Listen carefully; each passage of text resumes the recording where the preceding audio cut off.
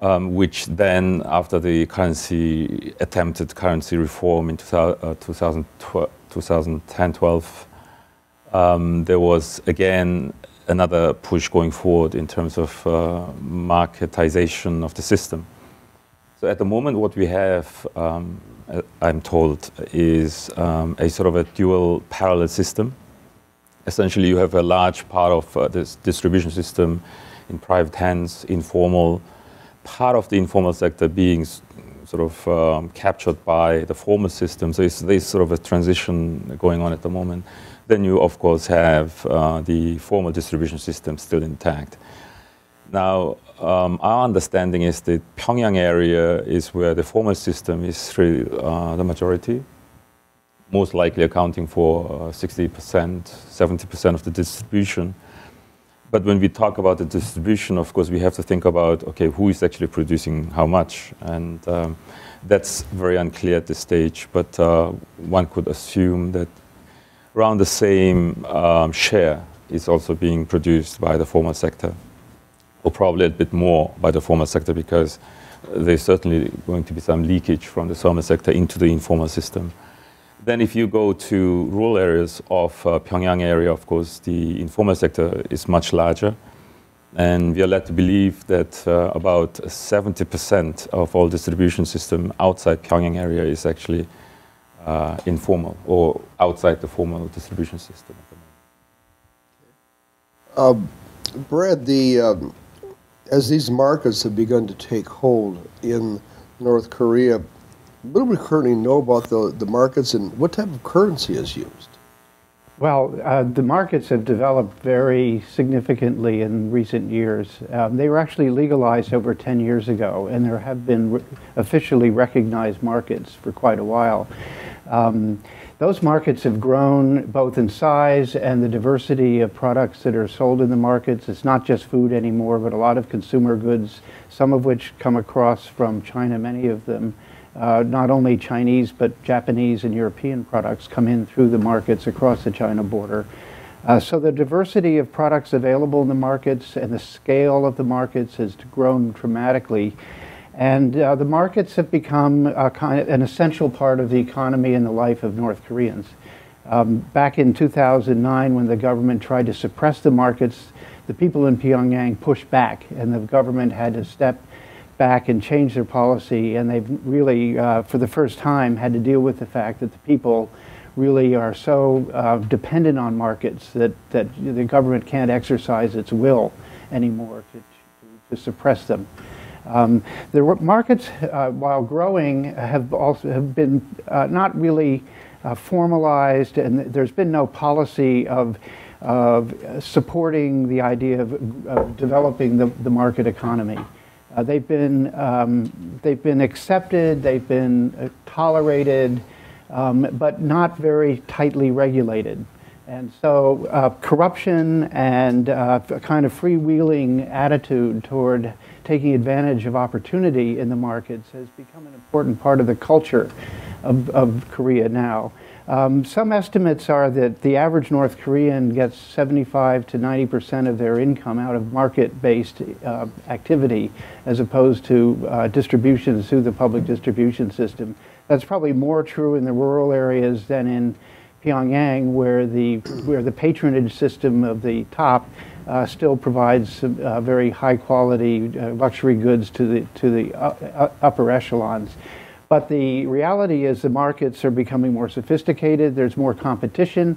Some of the foreign-owned stores, the Chinese stores, have started competing with the markets. For example, for food like rice, you can go to different places to be able to satisfy consumer interests.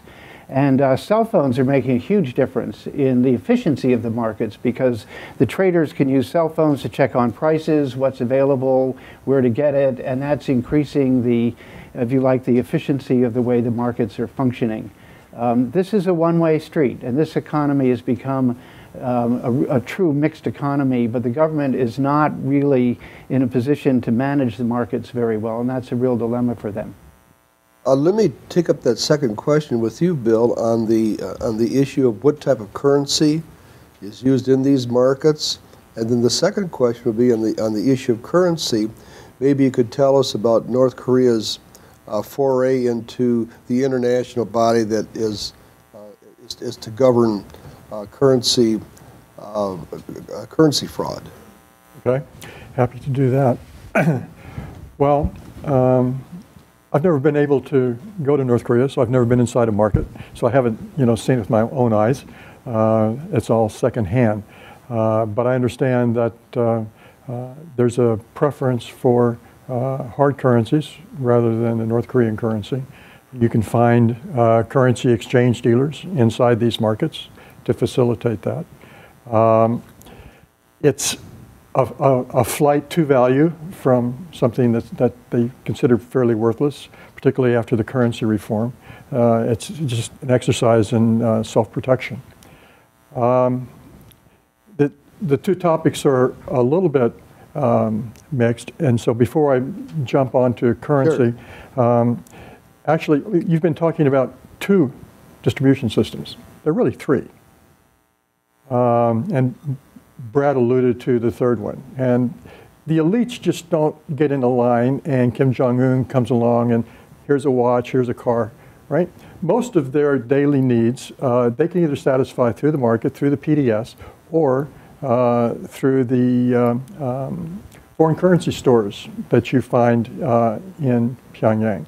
And so that's an adjunct distribution system that gets high quality goods. A lot of what are called luxury goods are coming in and being sold in that channel. They're sold for hard currency. It's very restricted access. And my personal belief is it's totally operated by Office 39. So anyway, so you have an additional way to keep the elites satisfied, and it's a way to suck the money out of the elites that they're earning from their various activities as well.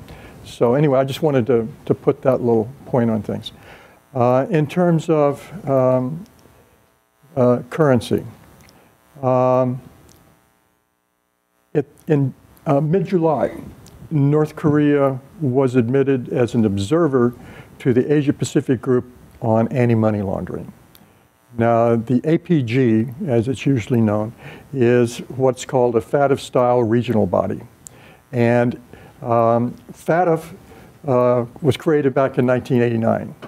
And all your banking regulations here or overseas, how your banks conduct themselves under the regulatory authority of the governments, has all been improved over these years because of the recommendations developed in the Financial Action Task Force. The Financial Action Task Force, several years ago, put North Korea on what is called the public list. By being on the public list, they were recognizing North Korea as a money laundering threat because it did not have adequate internal controls to guard against contaminating the international financial system with its insubstantial ability to check on the legitimacy of transactions. As a consequence, member states and their banks are called upon by the FATF to take countermeasures. And among those countermeasures is called enhanced due diligence. Enhanced due diligence means, this is an awful lot of detail, I'll get through it quickly. Enhanced due diligence means banks got to spend a lot more money validating the legitimacy of a transaction than they do in a regular transaction. North Korea is usually not a profit center for bank operations. So consequently, banks are making a business decision to shun North Korean transactions. And by making that business decision, North Korea finds that moving funds internationally, conducting business and so forth, becomes a lot more difficult for them. And so they adopt their own countermeasures. But North Korea is interested in taking advantage of the efficiencies of the international financial system, which is speed and certainty, among other things. And so they are trying to see what they need to do in order to put the kinds of regulatory programs in place domestically so they can get off the blacklist. Can they do it? Cuba did it. Cuba was on the blacklist. Cuba joined GAFI-SUD, which is the South American FATF-style regional body. as an observer. It is now a full member. Cuba is no longer in the blacklist.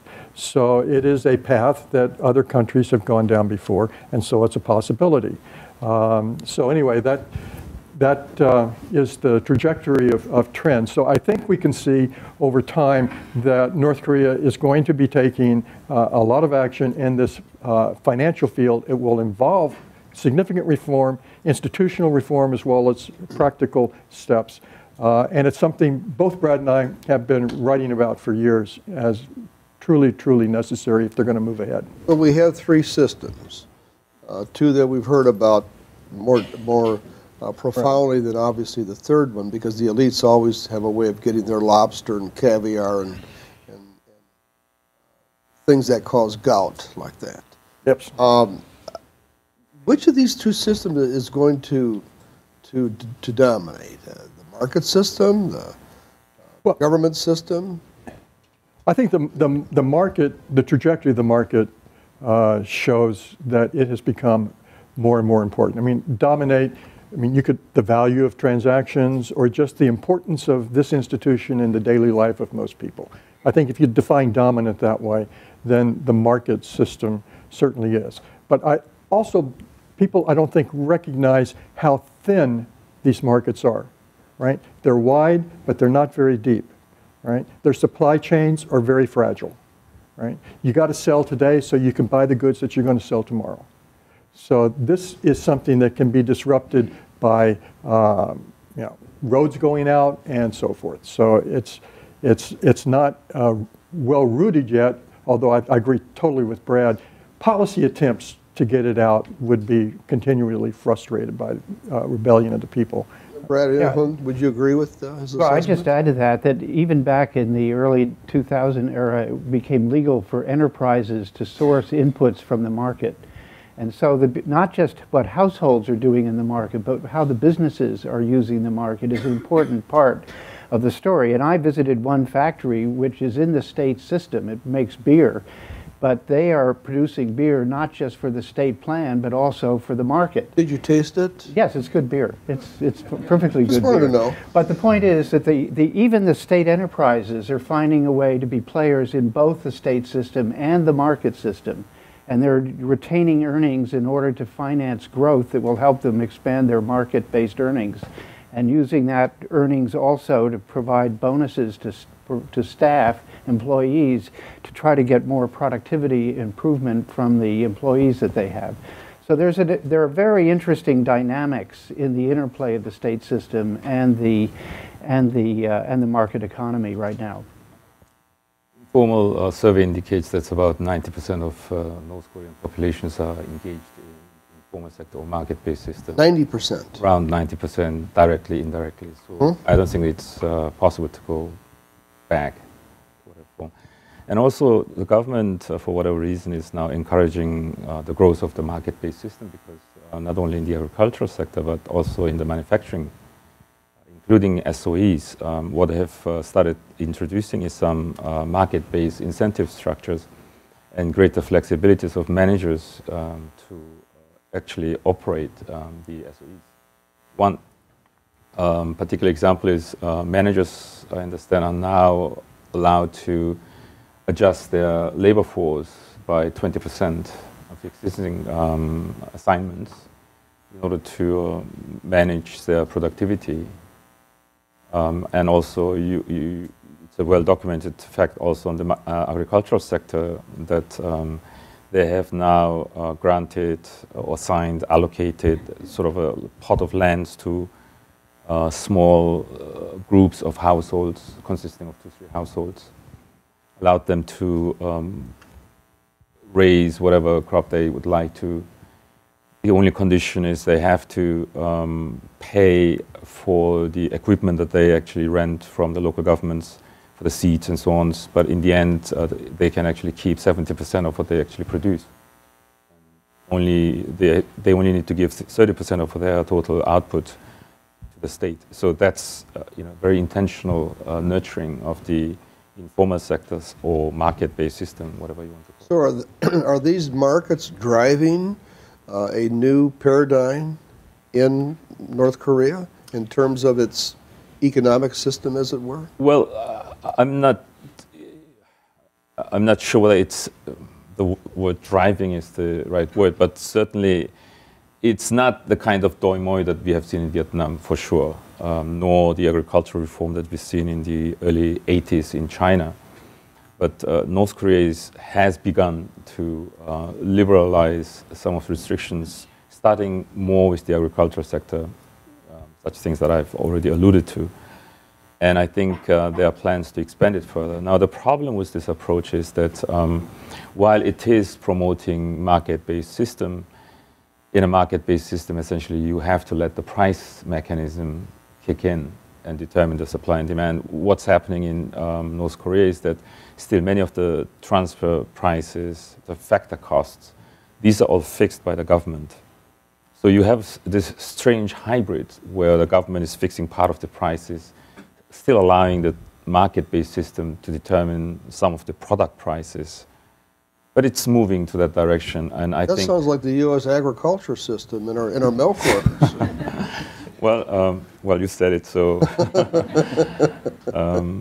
I think the reason that the reform efforts are much slower in North Korea, probably related to some failures in the past, the stop-and-go policies that created some confusion, some political instability, the uncertainty of the regime stability, and so on. But whatever the reason, the slow pace of liberalization, I think it's not really helping North Korean economy, because if you're going to move on and liberalize a certain sector like the Chinese or the Vietnamese have done, then at least you know you have an identified sector that's market-based, and then you can really start seeing the result.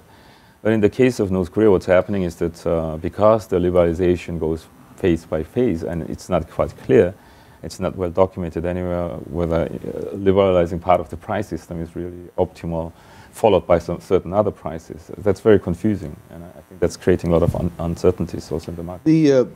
That's a segue to a question on, in trying to examine the economy of North Korea, the ability to get real factual data. Bill, you testified in 2011 before the House Foreign Affairs Committee on how difficult it is to get good economic data. Brad, the SAIS put out a report a few years ago that it's very hard to get accurate data to determine exactly what's going on. Would three of you like to comment on that? Oh, this is sort of economic analysis by forensic methods. Is that what it is? There's almost no statistics on the North Korean economy that are published by the North Koreans. There are some researchers in the academic area that are beginning to do research, but basically you can't go to a national accounts or financial statistics or production statistics that have been vetted through any kind of a credible mechanism. And the only numbers that the government publishes are the aggregate budget, which comes out every April after the annual meeting of the Supreme People's Assembly. And people do try to just sort of read the tea leaves of what the budget changes are and what signals that says about the kind of thinking in the economy. South Korea, of course, publishes statistics on the North Korean economy that are derived from their own assumptions about how the various factors of production work together, but there are methodological questions about the way those numbers get put together. So it's very hard to get statistical information. There are many sources of informal information that percolate out of North Korea, and one of them is the the group of refugees that have migrated into South Korea who maintain contacts.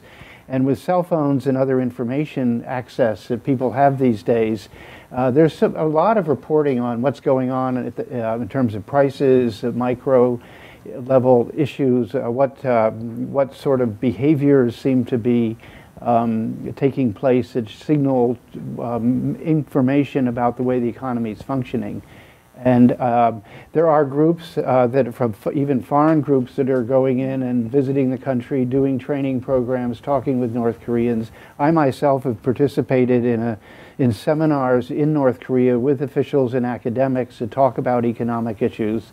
And so there is a more exchange of ideas and information coming through those types of mechanisms. But in terms of getting a good statistical underpinning for analysis, it doesn't exist yet. And that's why I say we're really in the forensic business of trying to interpolate from various sources of information what is really going on, what's the story of development of the economy. Bill, did you want to add to that? Well, I mean, the problems existed since the early 1960s. North Korea sees economic statistics as a state secret. They feel that the more others know of them, the more exposed they are. So it's very, very difficult to get anything in the aggregate.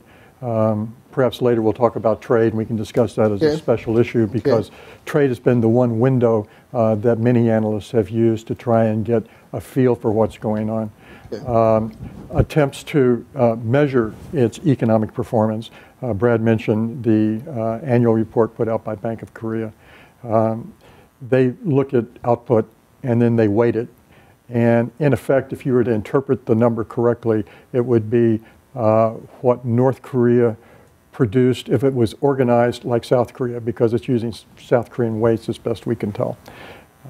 The problem is that you're also assuming that when North Korea creates something, it's creating value. That could well be true at the lower end, in processing of, or semi-processing of raw materials and so forth, because that's what they're able to sell. At the higher end, do they actually achieve value added? Or are the resources worth more in the ground without being processed? And is there negative value added? Post-mortem examinations of East Germany after unification found that East Germany, one of the most highly developed of the communist countries, the one with the most sophisticated manufacturing, had negative value added in its GDP. With this background, what types of problems do the so-called private markets add to economic reforms in North Korea managing its economy? I'm not sure whether it's actually adding problems. I mean, they already have enough problems, and in some respect, I think it may be beneficial for the reform process, because it at least sets the stage for reform, which needs to be along the line of liberalization, and it's clearly that direction is not questionable.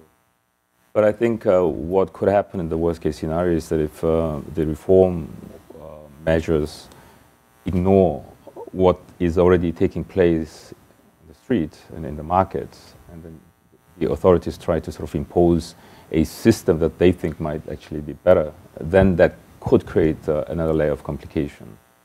So if I were the authorities, I would observe very carefully what's going on in the market and then try to promote that rather, and build on that basis, rather than try to formulate something from scratch and superimpose it on the market.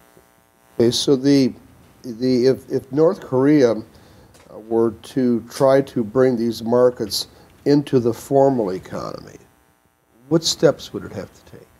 Well, let me say that the two areas where they've really not paid much attention, both of them are in the institutional and policy side of managing the economy as opposed to the management mechanisms themselves. One is the legal system. There is no recognition of property rights.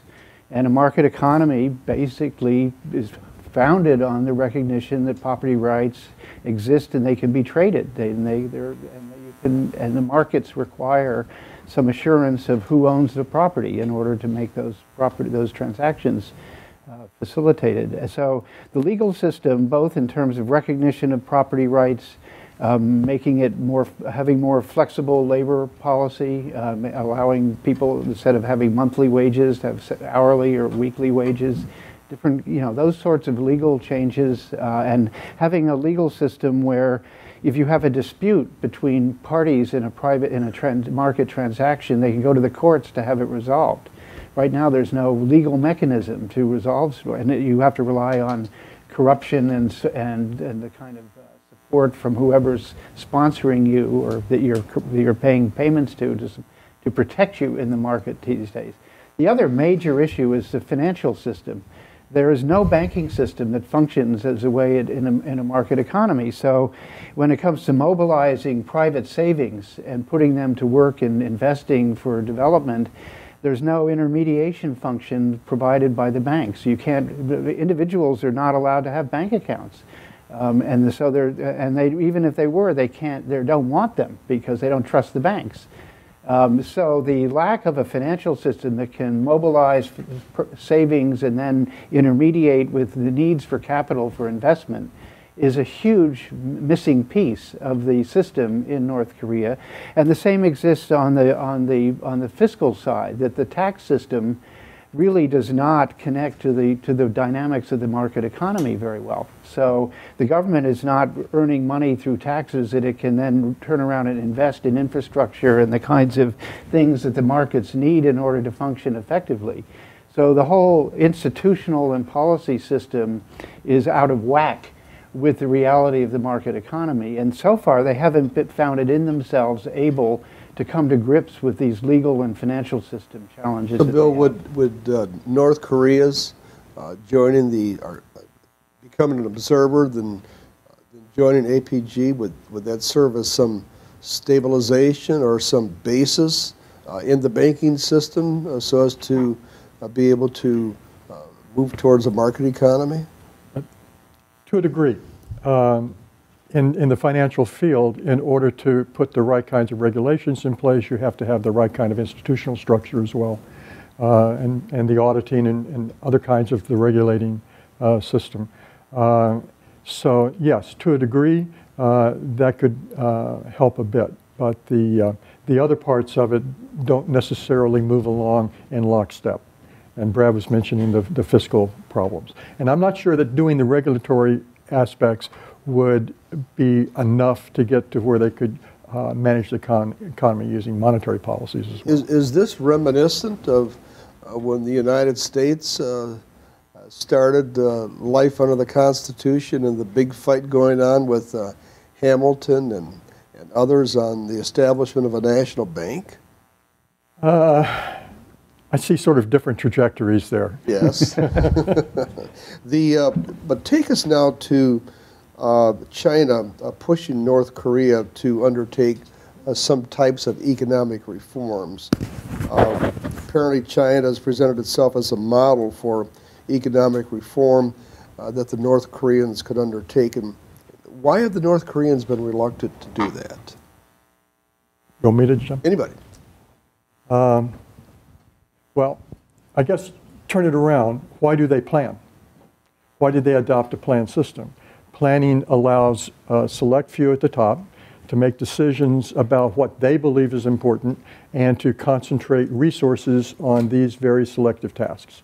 That's why in wartime, almost every economy adopts national economic planning so that it can make sure it's able to concentrate resources.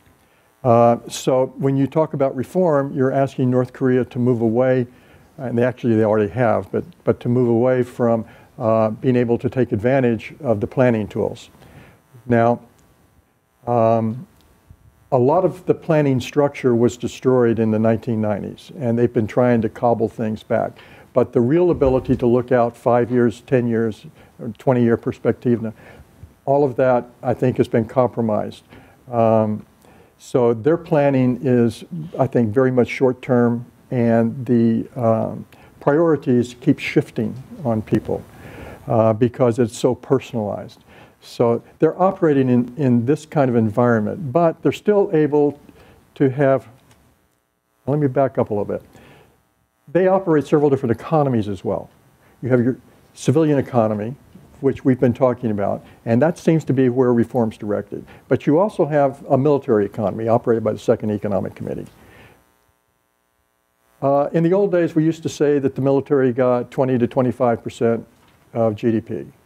That was prior to 1990. In the 90s, economy falls, military spending remains the same, the share is going to go up. So probably today, I would guess that the military gets 30+%. So you're now talking about reforming 70% of the economy, right? So all of this is very, very difficult for them to see their way through. The third problem is when we look at the experience of reform in East Europe, you move from plan through transition to market. And in between, in this transition period, most people find what they call the J curve. And the J curve, in effect, very simply, is things get worse before they can get better. So if North Korea is going to reform, it's got to reallocate resources. And it's got to find additional resources, just like China did, in order to pop this reform up. China decided that the military could be the last of the 4 modernizations. North Korea has not made that decision yet. So if you exclude the resources that are now dedicated to the military, where is North Korea going to get the resources to sustain them through a reform when you're going to go through also this J-curve effect? Let me ask another question in market. I'm sorry, go ahead. I just wanted to, just while we're on China, say that China's done more to support the growth of the market economy in North Korea than any other country. They've done that because they opened their border to informal cross-border trade. They've done that by supporting the idea of enterprise-to-enterprise business relationships across the border. The local governments on the Chinese side of the border see things in North Korea that will help them with their economic development, as opposed to aid coming from government to government from Beijing. And the China economic relationship with North Korea over the last 10 years has grown enormously, but in ways that have supported, not undermined, the growth of the market economy. And that's a very different story than the inter-Korean economic relationship, which has not really done very much to support the growth of markets in North Korea. Add something on the J-curve issue. I think it's true in Eastern European countries where you had already a fairly well-established capital stock. And then you introduce liberalization, so the whole distribution system changes the demand structure, and thus your supply has to adjust to the new demand structure. Thus, many of the capital, part of the capital stock became dislocated. Thus, you get the J-curve effect. Now, in terms of North Korea, which I think we should compare more with Vietnam or that was my China, next question. Right, like China in the early 80s. Myanmar, okay. Right. Myanmar, okay, maybe that's again a different animal. In those cases, they didn't have had large capital stock that was in operation. Like in North Korea, the capital stock is barely there. So I don't think that we will necessarily see a J-curve effect in North Korea, but what puzzles me a little bit, and which I don't fully understand, is why North Korea cannot advance in terms of the liberalization of a carved-out sector more boldly as Vietnam or China has done. For example, as I indicated earlier, if they sort of carve out the agricultural sector, which they can do, nothing to do with the military. Well, everything is related to the military, but at least, but still they can carve it out, fully liberalize and see what happens. And that's what China and Vietnam has done. But even in these cases, North Korea seems to be very cautious in how they approach this. So it must be something related with the uncertainty in the regime, or somehow the concerns about the economic structure of the economy sort of blowing up in front of the face. That brings us to international trade. It's a good segue. Can North Korea open up its markets and do it successfully without resolving issues surrounding its nuclear program? My view is probably not, for a couple of reasons. One is, as we know, they've made this big effort on special enterprise zones, trying to attract foreign investors in order to get technology and to create goods that can be marketed abroad. And it's not a bad strategy if you can get investors to come. But with the overall political environment, with the way investors look at North Korea, both from a commercial risk point of view and from a political security risk point of view, the existing environment is not one that investors are very keen to move into, despite the fact that North Korea is trying their best to make it possible. So if North Korea wants to expand trade with other countries besides China, it has to work on the political side first. If I were North Korea, I would put Japan up there pretty high on the list, because traditionally North Korea had a very strong trade relationship with Japan. And Japan is a huge market that's right next door, just the way China and South Korea are. And China and Japan will buy things that North Korea can sell. They'll buy seafood products, they'll buy textiles, products, suits and garments that are traditionally they did well in the Japanese market. And if North Korea could sell rare earths to Japan, I think Japan would buy them, not just selling them to China. So there are things that Japan wants that North Korea can produce. But right now, the political impasse is an obstacle to developing that economic relationship that could be just as important to North Korea's long-term interest as its relationship with China and with What if South North Korea. Korea says we're absolutely not going to give up our nuclear testing, our nuclear quest, but at the same time we want to reach out to other countries? Well, opening up, the success of opening up depends on three parties, essentially, with or without nuclear issue.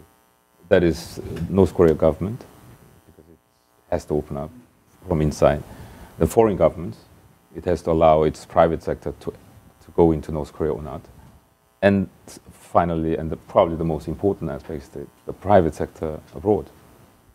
So assuming that the first two parties agree, then the key question is, will the private sector decide to go into North Korea? And that's probably what you were referring to earlier, and that's a big question. So nuclear arsenal certainly raises uncertainty, political risks and so on. So we have much higher costs. So unless the adjusted return is much higher than in other countries, I don't really see that private sector in the United States, for example, might want to venture in.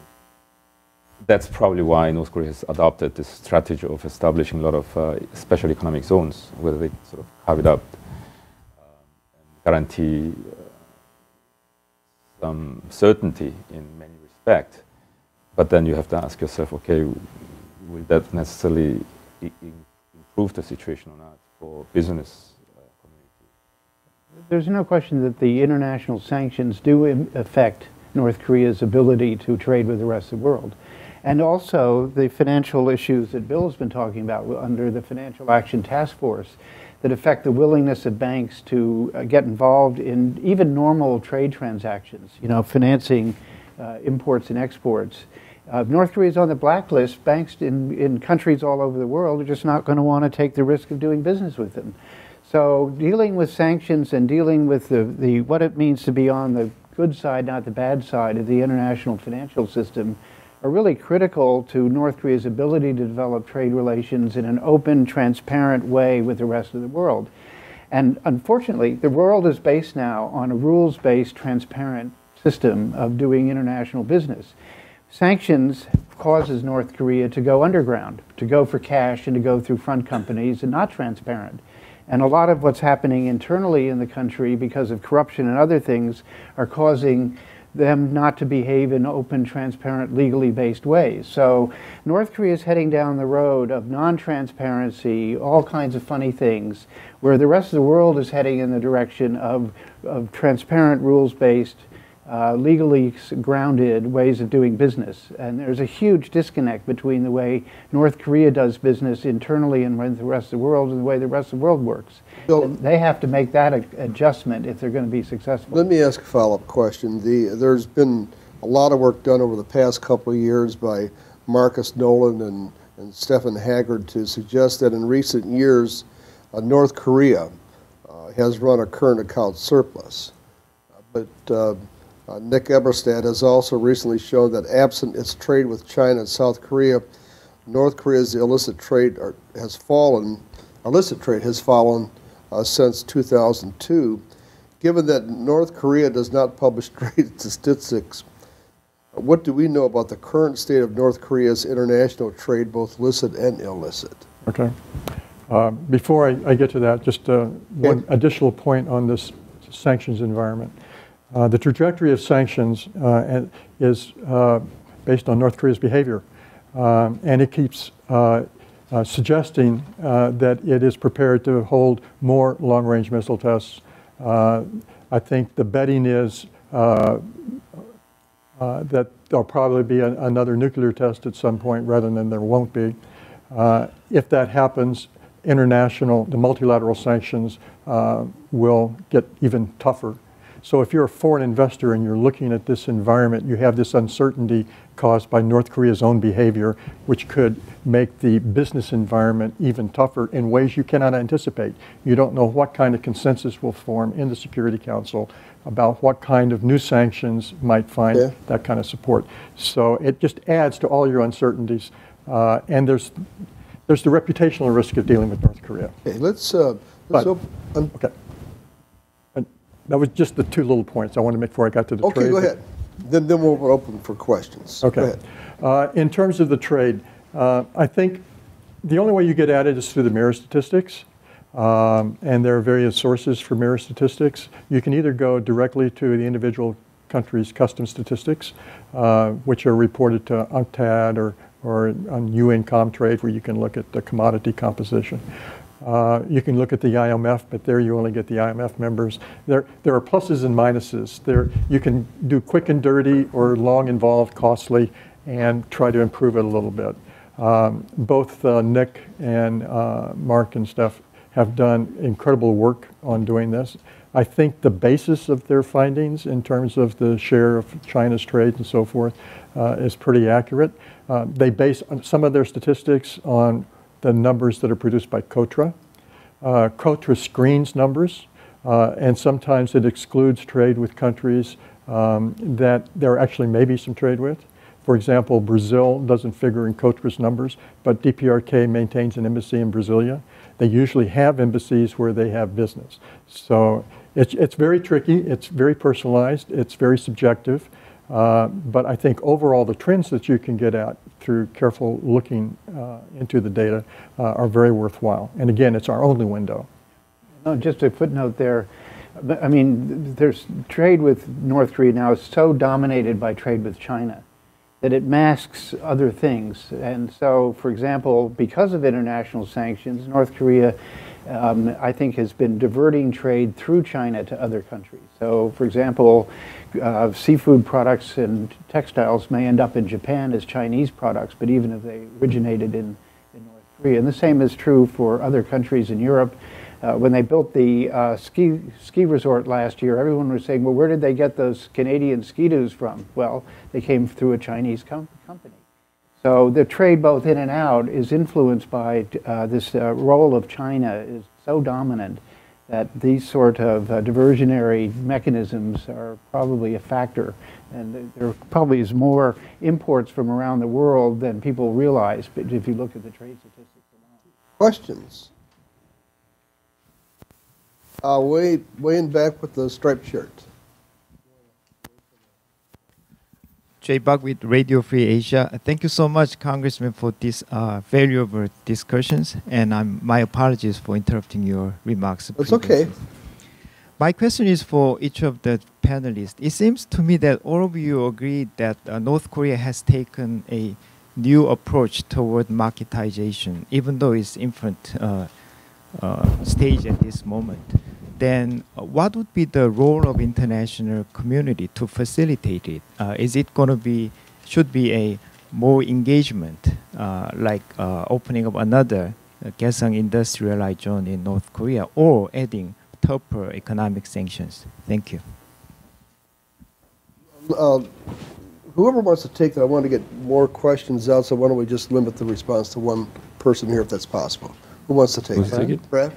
I didn't get the question, so could you repeat the question? I mean, the question, as I understand, is what more liberalization has to take possible, or has to take place in North Korea? What mechanisms will the international community have to play in that? Well, I think the main mechanism the international community has is knowledge about policy options and the experience of other countries. North Korea just doesn't have that access to that knowledge, and so helping them internally debate what are the right policies and reforms requires some more serious interaction with foreign experts who can help them learn about how other countries have made changes and how they've dealt with the problems that come with managing reform. That's why experiences with countries like Vietnam and Mongolia, et cetera, would be helpful for them, because they've had to do some very difficult things, not only in the policy, but it's how they deal with these institution building challenges, which we learned throughout this post-Soviet era after the collapse of the Soviet Union. All of the countries that were created as a result of that have had to manage very challenging institution building in finance and legal systems, labor markets, etc. And North Korea can learn from that, but they need to be willing to listen and to engage with others about how to do it. Next question. Florence. Hang on a second. Let's get the mic over there. Florence Lowley, Global America Business Institute. There has been a discussion and suggestion amongst North Korean experts that in order to facilitate and help North Korea opening up its market and coming into a global platform, perhaps international financial institutions should be more flexible, accepting or opening up its offer to North Korea. Now that we have a former World Bank, Brad Babson, and former IMF, Dr. Lee, sitting there, and just wondering how both institutions feel about that offer or the suggestion. This is one area where the experience of Burma, I think, is relevant, because Burma was a member of the IMF and World Bank long before all the political problems. They actually joined in 1954. And during the period when the world was sanctioning Burma, the World Bank was not allowed to do anything, but the IMF was able to go on Article 4 consultation missions every year and maintain a dialogue with the financial authorities and the government about the economy, what's going on, and what kind of issues they needed to think about. When the political situation evolved to the point where Myanmar was ready to open up and make political change, the fact that they had a relationship with the IMF and were engaged in technical level discussions made it a lot easier to move forward on economic reforms more quickly than it would have been if the IMF had not been there all along. Dr. Lee, what do you think? You were I IMF for 20 years, you agree 100% or what? I fully agree with what he said, but the issue is this decision whether to allow a member to join the IMF is not made by the staff, it's made by the member countries. Obviously, from a staff point of view, challenging country, and we would have been I would have been very happy to work on it. But and we did go to North Korea's fact-finding mission in 1997 once already, but it didn't really translate to a membership. But it's essentially out of our hands. It's from the staff.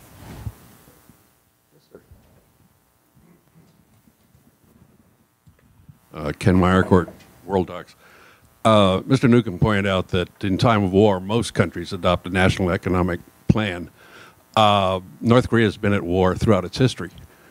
We've got an armistice, but no peace treaty.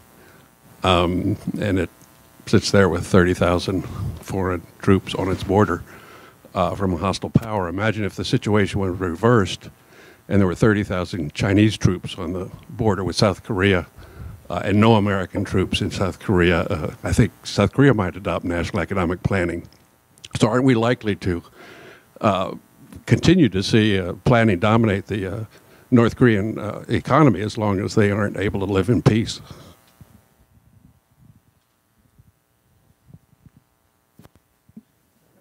Well, the answer is there's no question that their perception is that they need to maintain a strong military posture in order to maintain their national identity. And as long as they feel that way, that they have to devote a huge amount of national resources to their collective security, it limits the ability of those resources to support economic development. And they're caught in that dilemma. And to the extent to which their legitimacy depends on having an enemy, they have a political problem domestically. So there is a real quandary.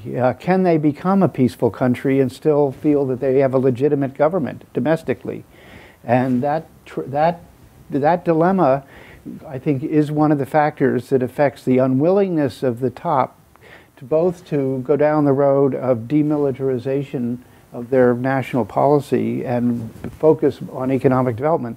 What Vietnam did is they got out of Cambodia and shrank their army of 5 million people to 1 in a very early stage of the reform movement in the late 1980s and early 1990s.